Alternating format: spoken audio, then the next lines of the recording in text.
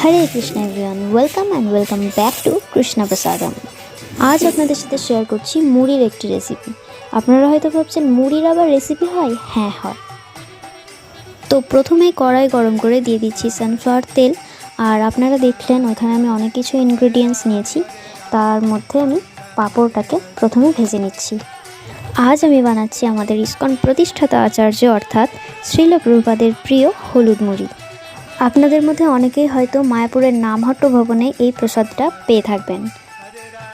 তো দেখুন, এইদিকে আমার একটা একটা করে প্রায় সবগুলো পাপড়ি ভাজা হয়ে গেছে। এরপর বাকি তেলটা আমি তুলে রেখে দিচ্ছি, আর ওই সামান্য তেলের মধ্যে আমি দিয়ে দিচ্ছি সর্ষের তেল।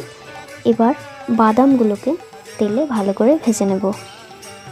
তো আপনারা এরকম আরও রেসিপি পাওয়ার জন্য কৃষ্ণ প্রসাদম চ্যানেলটিকে অবশ্যই সাবস্ক্রাইব করে পাশের বেল আইকনটা প্রেস করে রাখবেন। এখানে বাদামগুলো ভাজা হয়ে গেছে গোল্ডেন ব্রাউন করে, তো এবার তুলে নিচ্ছি। আচ্ছা, এবার বাকি তেলটাতে দিয়ে দিচ্ছি একটা গোটা শুকনো লঙ্কা, হাফ চামচ মতো কালো জিরে, কুচিয়ে রাখা কিছুটা আদা আর কুচনো লঙ্কা, কাঁচা লঙ্কা, আর দিয়ে দিচ্ছি কারি পাতা। আপনাদের কাছে যদি ফ্রেশ কারি পাতা না থাকে তাহলে আপনারা শুকনো কারি পাতাও ইউজ করতে পারেন, কিন্তু কারি পাতা মাস্ট। তো এরপর সবগুলো উপকরণ ভালো করে একটু ভেজে নিতে হবে যাতে আদার কাঁচা গন্ধটা না থাকে। তো আপনারা কৃষ্ণ প্রসাদম ইউটিউব চ্যানেলে নতুন নতুন কী ধরনের রেসিপি পেতে চান সেটা অবশ্যই কমেন্ট করে জানাবেন। এবার দিয়ে দিচ্ছি 1 চামচ হলুদ গুঁড়ো।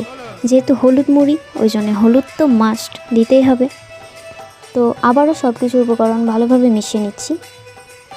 এরপর দিয়ে দিচ্ছি হাফ চামচ চিনি। তো চিনিটা আপনারা চাইলে একদম শেষেও দিতে পারেন, কিন্তু শেষে দিলে চিনিটা মানে গোটা গোটা থাকে, গলে যায় না। তো আমি এখানে তেলে দিয়ে দিয়েছি। তারপর দিয়ে দিচ্ছি মুড়ি। এবার ভালো করে সব কিছু মিক্স করে নিচ্ছি। তো আপনারা যারা ফেসবুক থেকে এই ভিডিওটা দেখছেন, প্লিজ আমার প্রোফাইলটা ফলো করে রাখবেন। সব শেষে দিয়ে দিচ্ছি ভেজে রাখা বাদামগুলো, আর পাঁপড়গুলোকে হাত দিয়ে ভালো করে ভেঙে নিয়ে দিয়ে দিলাম। তো আরও একবার সব কিছু উপকরণ ভালোভাবে মিশিয়ে নিচ্ছি, আর সব শেষে দিয়ে দিচ্ছি ব্ল্যাক সল্ট আর অল্প পরিমাণে চাট মশলা। তো আপনারা যেই মুড়িটা ইউজ করবেন সেটা যদি খুব নোনা হয় তাহলে কিন্তু লবণ দেবেন না। তো আমাদের প্রভুপাদের প্রিয় হলুদ মুড়ি তৈরি হয়ে গেছে ভগবানকে ভোগ নিবেদনের জন্য। তো এখন তুলসী দিয়ে রাধা মাধবকে ভোগ নিবেদন করে দিলাম।